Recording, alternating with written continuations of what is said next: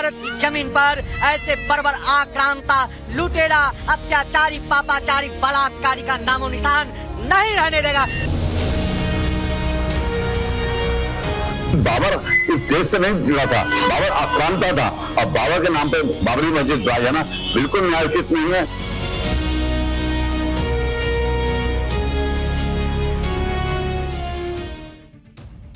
अब इंडी गठबंधन को लग रहा है कि उनके हाथ तो कुछ भी नहीं आ रहा है, इसलिए नरेंद्र मोदी के राम मंदिर के सामने अब बंगाल में बाबरी मस्जिद की बातें होने लगी। आज आपको बताऊंगा कि मोदी और ममता के बीच राम मंदिर और बाबरी वाली लड़ाई क्यों छिड़ गई। क्या आपको यह भी पता है कि 6 दिसंबर को, यानी जिस दिन बाबरी का विवादित ढांचा गिरा था, उस दिन बंगाल में क्या खेला होने वाला है?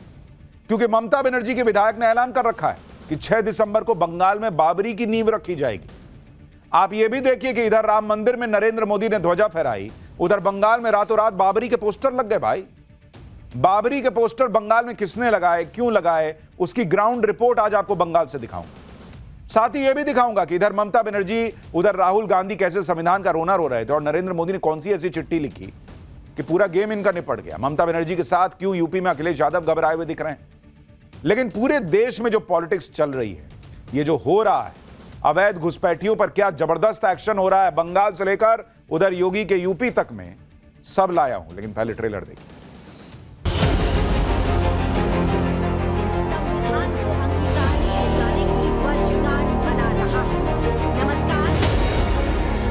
हम भारत के लोग, अगर हर खुश बैठिया है तो बीजेपी क्या साधु है, संत है? चुनाव से पहले हार दिख रही हो, वो इस तरह की धमकी ही दे सकती हैं। देखिए ऐसी जो धमकियां हैं, इस तरह से, इससे देश नहीं डरने वाला। कभी भी भारत की जमीन पर ऐसे बर्बर आक्रांता, लुटेरा, अत्याचारी, पापाचारी, बलात्कारी का नामो निशान नहीं रहने देगा। बाबर इस देश से नहीं जुड़ा था, बाबर आक्रांता था। अब बाबर के नाम पे बाबरी मस्जिद ड्राई है ना, बिल्कुल न्यायोचित नहीं है।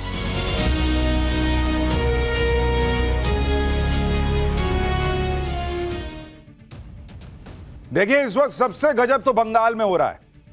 इधर नरेंद्र मोदी ने अयोध्या में राम मंदिर पर ध्वजा फहराई, उधर बंगाल में बाबरी के पोस्टर रातों रात लग गए। पश्चिम बंगाल के मुर्शिदाबाद जिले में मंगलवार देर रात बाबरी मस्जिद के शिलान्यास के पोस्टर लगा दिए गए भाई।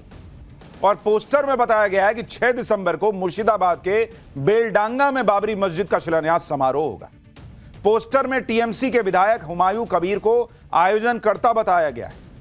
टीएमसी के विधायक मुर्शिदाबाद में 6 दिसंबर को बाबरी मस्जिद की नींव रखने का ऐलान पहले ही कर चुके थे। कल रात पोस्टर भी सामने आ गए। 3 साल में इसका निर्माण पूरा होगा और कार्यक्रम में कई मुस्लिम नेता शामिल होंगे, यह भी कहा जा रहा है। यानी बंगाल का चुनाव, जो नरेंद्र मोदी अमित शाह के लिए अगला पड़ाव है बिहार के बाद, क्या वहां राम मंदिर की सियासत वर्सेस बाबरी की सियासत होगी? क्या राम मंदिर को चुनना है या बाबरी को चुनना है, इसका फैसला होगा क्या? देखिए, मस्जिद बनाना है तो बनाइए, लेकिन क्या बाबर का ही नाम मिला है? मस्जिद का नाम आक्रांता बाबर पर ही क्यों रखा जा रहा है? 6 दिसंबर की तारीख ही क्यों चुनी गई है, यह सवाल उठ रहा है। और वो भी तब जब बंगाल में अगले साल चुनाव है। जबकि टीएमसी के विधायक हुमायूं कबीर ने करीब 1 साल पहले मुर्शिदाबाद के बेलडांगा में बाबरी मस्जिद बनवाने का ऐलान किया था। लेकिन जब चुनाव आए तो बाबरी के पोस्टर लग गए। 1 साल से इनसे बाबरी नहीं बनी। वहां यूपी में कोर्ट ने जमीन दे रखी है, वहां क्यों नहीं बनाए? 6 दिसंबर की इतनी आग लगी हुई है तो 6 दिसंबर तो 1992 में हुआ। 92 से लेकर, तब से लेकर अभी 2025 में इनको याद आया कि बाबरी की मस्जिद बनानी है। लेकिन देश में मुगलों का महिमा मंडन करने वालों को पीएम मोदी और सीएम योगी ने तगड़ा जवाब दिया। आप एक बार प्रधानमंत्री मोदी और सीएम योगी को दोनों को सुनिए। दोनों खुले में कह रहे हैं कि मुगल तो क्रूर थे, आक्रांता थे। फिर आपको दिखाऊंगा कि ममता बनर्जी कैसे भड़की हुई हैं और क्या धमकी दी है बीजेपी को। उस क्रूर औरंगजेब ने गुरु साहिब को बंदी बनाने का आदेश दिया, लेकिन गुरु साहब ने खुद दिल्ली जाने की घोषणा कर दी। मुगल शासकों ने उन्हें प्रलोभन भी दिए, लेकिन श्री गुरु तेग बहादुर अड़िग रहे।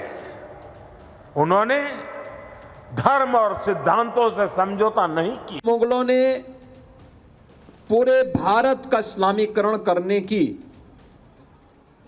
एक मुहिम चला रखी थी। औरंगजेब जैसा क्रूर बादशाह मनमानीपन पर उतर आया था। तिलक को मिटाने के लिए, जनेऊ को समाप्त करने के लिए। यानी मोदी से लेकर योगी तक खुलकर जिन मुगलों को आक्रांता बता रहे हैं, उन मुगलों के बाबरी मस्जिद का जिक्र बंगाल में हो रहा है। बंगाल में बाबरी मस्जिद पर विवाद बढ़ा तो टीएमसी ने अपने विधायक से किनारा कर लिया। टीएमसी कह रही है कि पार्टी से इसका कोई लेना देना नहीं है। एक बार सुनिए। वो पार्टी का कोई उससे कोई संपर्क अभी नहीं है। उसकी जो पीछेस है, भाषण है, वो पार्टी से कुछ लेन देन नहीं है।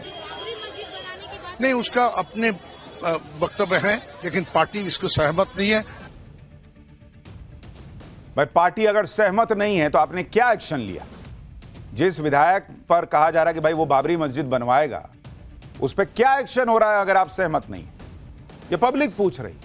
टीएमसी भले ही अपने विधायक से पल्ला झाड़ ले, लेकिन बीजेपी कह रही कि सारा खेला तो ममता बनर्जी का है। ममता बनर्जी के कहने पे सब हो रहा है, ये बीजेपी आरोप लगा रही है। ये एक बहुत बड़े साजिश का हिस्सा ममता बनर्जी जी के द्वारा हुमायूं कर रहे। हुमायूं अपने में कोई नहीं है, हुमायूं जो है सो है, लेकिन और इस तरह से करना, कोर्ट के फैसले का हर किसी ने सम्मान किया है। जानबूझ करके देश में विवाद पैदा करने के लिए यह काम कर रहा है। देश में कहीं भी मंदिर मस्जिद बनाने में मनाही नहीं। अपना जगह है, बना सकते हैं, लेकिन बाबरी मस्जिद बनेगा, ये हमारी देश की जो स्वतंत्रता है, स्वाभिमान, उसके खिलाफ है। क्योंकि इसके लिए इतना बड़ा आंदोलन चला इतने साल तक, तो बनाओ किसी और के नाम पे, अपने पिताजी के नाम पर बना, किसी के नाम पर। बाबर इस देश का ना तो महापुरुष है ना कोई है, तो आक्रांता था। इसलिए यहाँ के लोग बाबर के नाम से और उसको सम्मान नहीं करेंगे। बीजेपी कह रही है कि भाई ये सब पॉलिटिक्स के लिए हो रहा है। अगर बनाना है तो अपने बाप के नाम पे बनाओ, बाबर के नाम पे क्यों बना रहे हो? ये दिलीप घोष कह रहे हैं। लेकिन क्या बंगाल में बाबरी मस्जिद बनेगी? और बनेगी तो कहां बनेगी? नवभारत की टीम इसकी पड़ताल करने पहुंची। नवभारत संवाददाता मुर्शिदाबाद के बेलडांगा में उस जमीन पर पहुंचे जहां बाबरी मस्जिद बनाने का दावा किया जा रहा है। लेकिन जब हमारी टीम यहां पहुंची तो पूरा मामला ही पलट गया, क्योंकि जिस जमीन पर मस्जिद की नींव रखी जाने की बात है, वहां तो पेट्रोल पंप बनना है। यह भी खुलासा हुआ है कि टीएमसी विधायक हुमायूं कबीर ने मस्जिद को बनाने के लिए यह जमीन अभी तक खरीदी ही नहीं है। मुर्शिदाबाद से हमारे सहयोगी अभिषेक की रिपोर्ट देखिए। कि हम बेलडंगा इलाके में मौजूद हैं। सड़क किनारे हाईवे के पास ये जो आपको घिरा हुआ पूरा इलाका नजर आ रहा है, दरअसल इसी जमीन के ऊपर हुमायूं कबीर ये कह रहे थे कि यहाँ पर जो बाबरी मस्जिद है उसका निर्माण करवाया जाएगा। लेकिन उल्टा जो है, यहाँ पर जो जमीन के मालिक थे उन्होंने बाकायदा यहाँ पर अब बोर्ड लगा दिया है। इस बोर्ड के ऊपर ये लिखा हुआ है कि यहाँ पर बाहर लोगों के प्रवेश जो है वो निषेध है, वहाँ बाहर के लोग नहीं आ सकते। लेकिन जिसका जमीन वो तो बंद कर दिया। वो आदमी बता रहा हूँ, मुझे मेरे साथ कोई बात नहीं हुआ। आपको लिखा है पेट्रोल पंप बनेगा इसी जगह पे निर्मल, तो उसी को दे आऊंगा, उसने तो लिया नहीं है, तो इन्होंने पोस्ट लगा तो पेट्रोल पंप बनेगा यहाँ पे।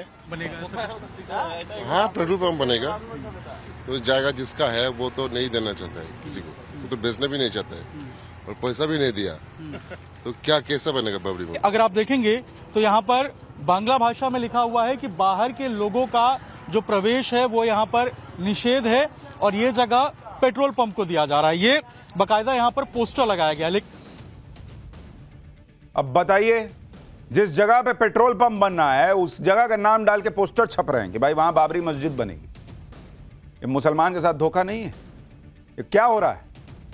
एक तरफ खुलेआम राम मंदिर के जवाब में बंगाल में बाबरी मस्जिद की बातें हो रही, लोगों को उकसाया जा रहा है। उधर बंगाल की हालत यह है कि वहां वोटर लिस्ट रिवीजन को लेकर चुनाव आयोग को ही अपने अधिकारियों की सुरक्षा का डर सता रहा है। चुनाव आयोग ने इसके लिए बंगाल पुलिस को चिट्ठी लिख दी। भाई, इसमें बंगाल पुलिस को चुनाव आयोग के अधिकारियों, बाकी कर्मचारियों को पर्याप्त सुरक्षा देने के लिए कहा गया है। सिर्फ दफ्तर ही नहीं, अधिकारियों के घर पर और रास्ते में भी सुरक्षा देने को कहा गया है। चुनाव आयोग को बंगाल पुलिस को यह आदेश इसलिए जारी करना पड़ा क्योंकि 24 नवंबर को पश्चिम बंगाल के चीफ इलेक्टोरल ऑफिसर के ऑफिस में गंभीर सुरक्षा की चूक हुई। सोमवार को कोलकाता में चुनाव आयोग के दफ्तर के बाहर बीएलओ के समूह ने प्रदर्शन किया। इस दौरान बीएलओ ने आयोग के दफ्तर के अंदर घुसने की कोशिश की, बैरिकेड्स तोड़ने की कोशिश हुई। अभी सोचिए, बिहार में पूरा एसआईआर हुआ, नहीं कहना पड़ा कि सबको सुरक्षा दीजिए, बंगाल में कहना पड़ रहा है कि सुरक्षा दीजिए। भाई, यह सब तब हो रहा है जब ममता बनर्जी ने वोटर लिस्ट रिवीजन को लेकर खुलेआम धमकी दी। ममता बनर्जी ने कहा कि एसआईआर के आड़ में पहले वोटिंग राइट्स छीने जाएंगे, फिर नागरिकता। एसआईआर की वजह से लोगों में पैनिक है, डर का माहौल है। एसआईआर की प्रक्रिया में जुटे बीएलओ और बाकी लोग जान दे रहे हैं। इसी डर को दिखाकर ममता बनर्जी बीजेपी पर भड़क रही हैं। ममता बनर्जी ने बीजेपी को चेतावनी दे डाली कि अगर बंगाल को चैलेंज किया तो वो पूरे देश में बीजेपी की नींव हिला देंगे। ममता बनर्जी ने यह भी ऐलान कर दिया कि वो बंगाल चुनाव के बाद देश भर का दौरा करेंगी और बीजेपी को 2029 में सत्ता में नहीं रहने देंगे। सुनिए ममता बनर्जी कैसे एसआईआर और बीएलओ यानी बूथ लेवल ऑफिसर की मौत को लेकर बीजेपी को घेर रही। गुजरात में जो बीएलओ मर गया उसके लिए कौन जिम्मेदारी है? राजस्थान में जो मर गया तो बीजेपी गवर्नमेंट है। मध्य प्रदेश में जो मर गया, क्या जरूरत था इतना जल्दी इसको ऐसा करना? अगर हर खुश बैठिया है तो बीजेपी क्या साधु है, संत है? सबको अधिकार छीन लेता है और बीजेपी को बोलता है जेल में डाल देगा। बीएलओ को बोलता है जेल में डाल देंगे, आपको नौकरी खा लेंगे। आपका नौकरी कितना दिन रहेगा, पहले आप बचाओ। लोकतंत्र रहेगा लेकिन आप लोग नहीं रहेगा। बंगाल में एसआईआर के दौरान बीएलओ की मौत एक बड़ा मुद्दा बन गई है। भाई, इस मुद्दे पर बीजेपी और टीएमसी आमने सामने है। ममता बनर्जी कह रही है कि एसआईआर के चक्कर में बीएलओ की जान जा रही। बीजेपी कह रही है कि क्यों ममता प्रशासन बीएलओ की मौत से जुड़ी पुलिस और पोस्टमार्टम रिपोर्ट नहीं दे रही। क्यों बीएलओ को मिलने वाले 18,000 की पेमेंट ममता बनर्जी ने रोकी हुई है। बीएलओ को डेटा एंट्री वाले क्यों नहीं दिए जा रहे हैं। इन सब से उनका वर्कलोड कम हो जाएगा। ममता बनर्जी कह रही है कि चुनाव आयोग बीएलओ को जेल भेजने और नौकरी से निकालने की धमकी दे रहा है। बीजेपी का आरोप है कि बीएलओ पर टीएमसी के गुंडे गलत वोटर लिस्ट बनाने का प्रेशर डाल रहा है। ममता बनर्जी कह रही है कि एसआईआर जल्दबाजी में हो रहा है, इससे जेन्युइन वोटर्स का नाम कटने का खतरा है। बीजेपी कह रही है कि एसआईआर के डर से घुसपैठिए भाग रहे हैं, इसलिए ममता बनर्जी परेशान हो रही है। बंगाल बीजेपी के नेता लॉकेट चटर्जी को सुनिए, जो कह रही हैं कि ममता बनर्जी बीएलओ की मौत पर झूठ बोल रही हैं। डॉक्टर्स पर दबाव बनाकर हर मौत को एसआईआर से जोड़ने की साजिश हो रही है। कुछ भी नहीं हो रहा है, ये झूठ बोल रहा है। पूरा भारत में एसआईआर हो रहा है, बिहार में ऑलरेडी एसआईआर हो गया है, किसी का कुछ नहीं हुआ। पश्चिम बंगाल में क्यों होगा? कोई भी किसी का लोग का मौत हो रहा है तो सब जगह में ऐसा बोल दिया है। शशांक घाट में भी ऐसा बोल दिया है, तो डेथ सर्टिफिकेट डॉक्टर भी देंगे तो उसको भी धमकी दिया है। तो इसमें बोलना है कि एसआईआर में ये सुसाइड किया है, ऐसा चिंता में इसका स्ट्रेस लेवल ऐसा बढ़ गया था तो इसका हार्ट अटैक हो गया। हालांकि लोगों को एक बात समझ में नहीं आ रही कि अभी बिहार में एसआईआर हुआ, वहां भी करोड़ों वोटर्स थे, लेकिन और बहुत कम समय में एसआईआर हुआ। यही तो आरोप लग रहा था कि इतने कम समय में बिहार में एसआईआर क्यों हो रहा है। वहां इस तरह की खबरें नहीं आई कि बीएलओज की जान जा रही है, बीएलओ आत्महत्या कर ले रहे हैं। बंगाल और दूसरी जगहों पर ऐसी खबरें क्यों आ रही हैं, यह पब्लिक सवाल पूछ रही है, जबकि वहां तो और ज्यादा समय है एसआईआर करने के लिए। ऐसा क्या प्रेशर आया हुआ है? एसआईआर को लेकर धमकी सिर्फ ममता बनर्जी ही नहीं दे रही, पूरे इंडी गठबंधन का यही हाल है। झारखंड सरकार में कांग्रेस के एक मंत्री हैं इरफान अंसारी, वो भाई साहब तो कह दिए कि बीएलओ आएगा तो घर में घुसना ही नहीं देना है, उसे बंद कर दो। सुनिए कांग्रेस के इन मंत्री। मैंने कहा कि एसआईआर हम लोग लागू नहीं होने देंगे। एसआईआर का साइड इफेक्ट बिहार में हुआ है। बिहार चुनाव में भाजपा नहीं जीती है, एसआईआर जीता है वहाँ पर। और मैं देखिए कल अपने विधानसभा में मैंने लोगों को सचेत किया, आगाह किया है कि आप लोग किसी कीमत पर एसआईआर लागू नहीं होने दीजिए। आप लोग अगर कोई बीएलओ अगर आपके पास आता है तो उसको अगर नाम काटने आता है, सुन लीजिए मेरी बात, ऐसे तो बीएलओ हमारा पदाधिकारी है, अगर वो जबरन आपका नाम काटता है तो हमको आप बुलाइए, उसको बंद करके रखिए, हम चाबी खोल देंगे। मतलब ये बता रहे हैं कि बीएलओ को घर में बंद कर दीजिए। गजब हाल है बॉस। भाई पूरी प्रक्रिया है, बीएलओ अपनी मर्जी से नाम नहीं काट सकता, आप फिर अपील कर सकते हैं, तो बीएलओ को घर में बंद करने के रखिए और हमको बुलाइएगा, क्या मतलब है? आप बीएलओ को डरा ना रहे हैं फिर। उधर अखिलेश यादव यूपी में एसआईआर को लेकर परेशान है। अखिलेश यादव ने दावा कर दिया है कि यूपी में 3 करोड़ वोट काटने का प्लान है। अखिलेश यादव को भी सुनिए। बिल्कुल जल्दी से फॉर्म भरे दे रहे हैं। इसका मतलब ये हुआ कि 2-2.5 करोड़ लोगों का, और उससे हो सकता है यूपी में 3 करोड़ लोगों का वोट काट देंगे ये लोग। 3 करोड़ लोगों का वोट काट देंगे। अब आप सोचिए, ये मत पूछो कौन, भाजपा चुनाव आयोग दोनों एक हैं। सरकार इसलिए बना रही है कि 27 का जनता उन्हें डिटेंशन उसमें भेज देगी। अखिलेश यादव कह रहे हैं कि 3 करोड़ लोगों का नाम जो है वो यूपी में काट दिया जाएगा। अब जरा देखा जाएगा कि 3 करोड़ का नाम कटेगा तो उसमें से कितने लोग जो है वो सुप्रीम कोर्ट जाएंगे, दूसरे कोर्ट जाएंगे, या सड़क पर आकर कहेंगे कि मेरे साथ गलत हुआ। बिहार में तो नहीं किया ऐसा कोई। और ये लोग ऐसी बातें तब कर रहे हैं जब आज संविधान दिवस है बॉस। इन लोगों ने आज संविधान की बड़ी बड़ी बातें की हैं। ममता बनर्जी ने हाथ में संविधान की कॉपी लहराई, संविधान दिवस मनाया और पीएम मोदी पर ताबड़तोड़ हमले किए। इधर दिल्ली में संसद भवन के सेंट्रल हॉल में संविधान दिवस से जुड़ा एक कार्यक्रम हुआ जिसमें राष्ट्रपति द्रौपदी मुर्मू, उपराष्ट्रपति के अलावा पीएम मोदी, नेता विपक्ष राहुल गांधी सब थे। संविधान दिवस पर ममता बनर्जी ने कहा कि लोकतंत्र दांव पर है, सेक्युलरिज्म खतरे में, फेडरलिज्म का बुलडोजर को बुलडोज किया जा रहा है। ममता बनर्जी कह रही हैं कि इसलिए वो आज संविधान को बचाने की प्रतिज्ञा ले रही। राहुल गांधी भी लोकतंत्र के रक्षक बनकर आ गए। राहुल गांधी ने सोशल मीडिया पोस्ट में कहा कि संविधान की रक्षा करना उनका कर्तव्य है, इस पर होने वाले हर प्रहार के सामने सबसे पहले खड़ा रहूंगा। ममता बनर्जी और राहुल गांधी दोनों ने संविधान दिवस पर पीएम मोदी को घेर लिया। उधर संविधान दिवस पर पीएम मोदी ने देश की जनता के नाम एक पत्र लिखा। पीएम मोदी ने अपने लेटर में जनता से खास अपील की। प्रधानमंत्री मोदी ने कहा कि हमें राष्ट्र के प्रति, समाज के प्रति अपने कर्तव्यों का निर्वाह करना होगा। देश ने हमें कितना कुछ दिया है, इसके लिए हम सबके मन में कृतज्ञता का भाव होना चाहिए। हमारा हर कार्य देश हित से जुड़े उद्देश्यों को पूरा करने वाला। हमारे संविधान निर्माताओं ने जो सपने देखे थे उन्हें पूरा करने का दायित्व हम सबका है। जब हम अपने काम को कर्तव्य की भावना के साथ करेंगे तो देश की सामाजिक और आर्थिक प्रगति कई गुना बढ़ जाएगी। यानी इधर विपक्ष ने संविधान दिवस पर पीएम मोदी को घेरने की कोशिश की, उधर पीएम मोदी ने संविधान के पवित्र दस्तावेज बताते हुए उसे सच्चा मार्गदर्शक बताया। पीएम मोदी के खिलाफ जब भी विपक्ष को कुछ नहीं मिलता तो संविधान खतरे में का नैरेटिव आगे रखता है।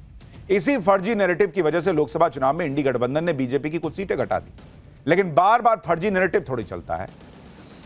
तो इस बार भी ये लोग प्रयास कर रहे हैं, लेकिन चांसेस कम है कि ये मोदी को उस तरह से डैमेज कर पाएंगे जैसा ये चाह रहे हैं।